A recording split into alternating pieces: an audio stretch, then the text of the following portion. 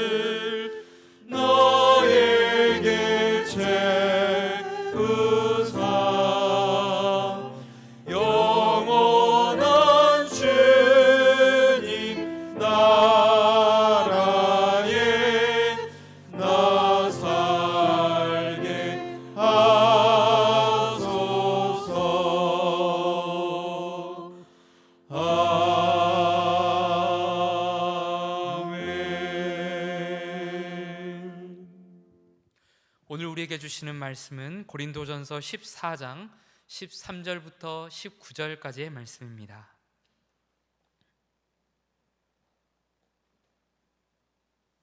제가 말씀을 봉독하겠습니다. 그러므로 방언을 말하는 자는 통역하기를 기도할지니 내가 만일 방언으로 기도하면 나의 영이 기도하거니와 나의 마음은 열매를 맺지 못하리라. 그러면 어떻게 할까? 내가 영으로 기도하고 또 마음으로 기도하며 내가 영으로 찬송하고 또 마음으로 찬송하리라. 그렇지 아니하면 내가 영으로 축복할 때에 알지 못하는 처지에 있는 자가 내가 무슨 말을 하는지 알지 못하고 내 감사에 어찌 아멘 하리요. 너는 감사를 잘하였으나 그러나 다른 사람은 덕세움을 받지 못하리라. 내가 너희 모든 사람보다 방언을 더 말함으로 하나님께 감사하노라. 그러나 교회에서 내가 남을 가르치기 위하여 깨달은 마음으로 5마디 말을 하는 것이 1만 마디 방언으로 말하는 것보다 나으니라. 아멘.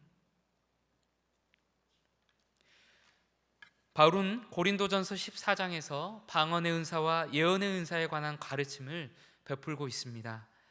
양 은사가 어떤 성격을 지니고 있는지 또 그것을 어떻게 활용하는 것이 바람직한지를 말씀합니다. 그렇다면 이 말씀은 그런 은사를 받은 사람들만 주의를 기울이고 들어야 할 말씀일까요? 그렇지 않습니다. 오늘 본문에는 그러한 은사를 받지 않은 사람들이라도 꼭 마음에 새겨두어야 할 중요한 교훈을 담고 있습니다. 왜냐하면 이 가르침이 단지 은사라는 주제에만 한정되어 있는 것이 아니고 신앙생활 전반에 폭넓게 확장될 수 있는 가르침이기 때문입니다.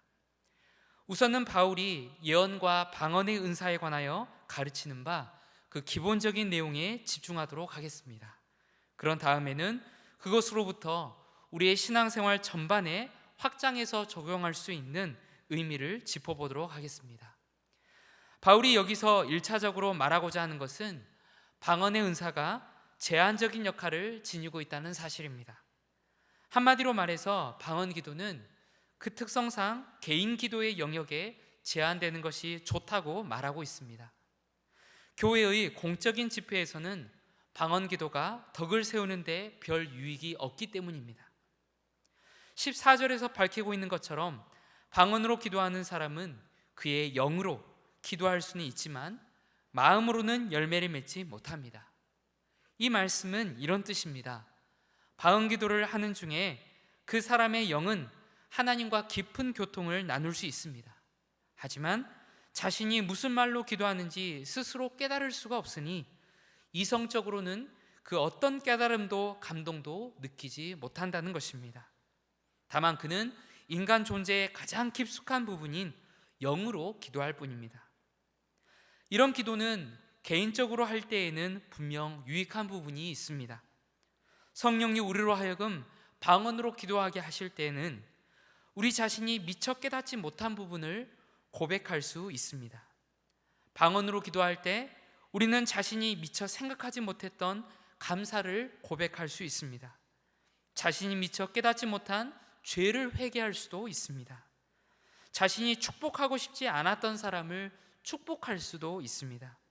뿐만 아니라 자신이 이제껏 감히 품어보지 못했던 위대한 하나님 나라의 이상에 부합하는 그런 거룩한 간구를 올려드릴 수도 있습니다. 이렇게 됨으로써 우리의 기도는 훨씬 더 깊어질 수 있고 그 기도가 하나님이 기쁘게 받으심직한 기도가 될 수 있습니다. 그저 자신의 생각을 가다듬으면서 이성적으로 기도하는 것보다 훨씬 더 깊은 기도가 가능해지는 것입니다. 이것이 바로 방언기도, 곧 영으로 하는 기도의 유익입니다. 사도 바울은 이런 방언기도의 유익을 누구보다도 잘 아는 사람이었습니다. 그렇기 때문에 본문 18절에서 그는 내가 너희 모든 사람보다 방언을 더 말함으로 하나님께 감사한다고 고백한 것입니다. 하지만 그럼에도 불구하고 사도 바울이 보기에 방언의 은사는 개인 기도의 영역에 제한되는 것이 좋아 보였습니다. 공적인 집회에서는 삼가는 것이 좋다고 생각되었습니다.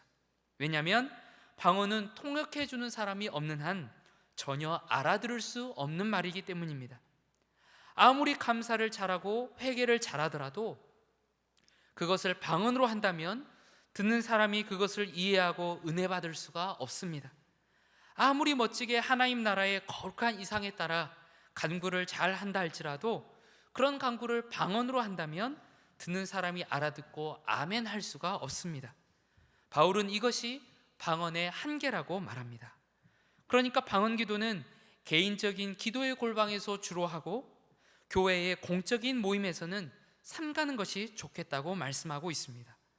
성도는 언제나 교회 공동체의 유익을 생각해야 하는데 공적인 모임에서는 방언으로 기도하는 것보다 깨달은 마음을 가지고 다른 사람이 이해할 수 있는 언어로 말하는 것이 건덕상 훨씬 유익하다는 것입니다. 이해할 수 있는 언어로 하나님의 말씀을 가르친다는 것은 곧 예언의 은사를 사용하는 것과 연관되어 있습니다. 그러니까 지금 바울은 공적인 집회에서 예언의 은사가 방언의 은사보다 더욱 활용도가 높다고 말씀하는 것입니다.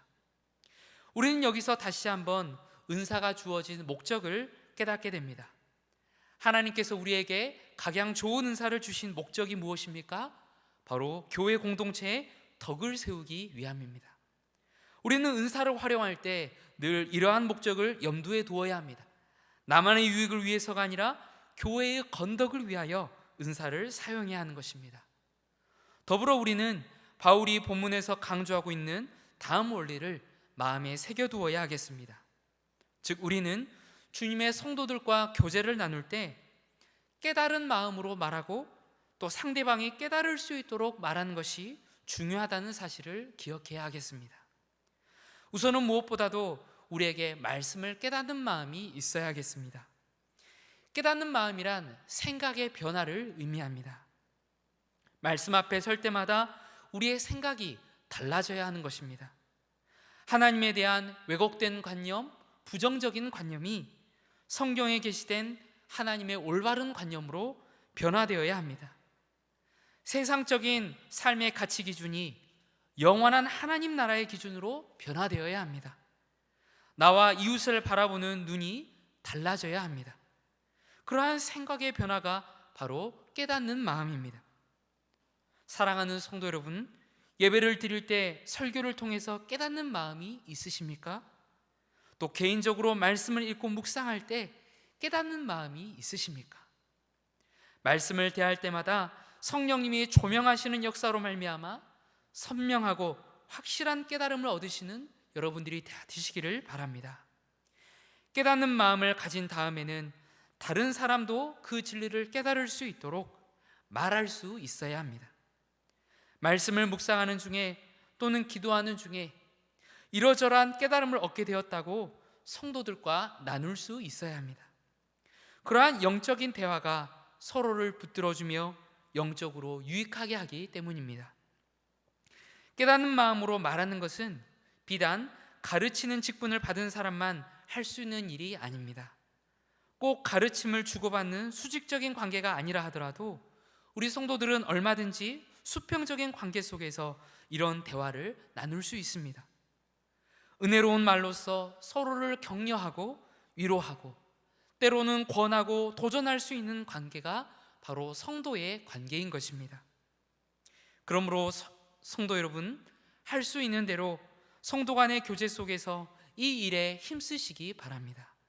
말씀을 깨달은 마음으로 상대방이 깨달을 수 있도록 말하시는 여러분이 되시기를 바랍니다. 그렇게 할 때에 성도 간의 사랑이 더욱 두터워지고 우리가 은혜 안에서 함께 자라가게 될 줄 믿습니다. 깊이 있는 말씀 묵상을 통해 하나님과 친밀하게 교제하며 하나님의 마음을 깨닫고 나눔으로 교회 공동체를 유익하게 하는 주님의 제자들이 다 되시기를 간절히 소망합니다. 말씀을 기억하면서 3가지 기도 제목을 가지고 함께 기도하기를 원합니다.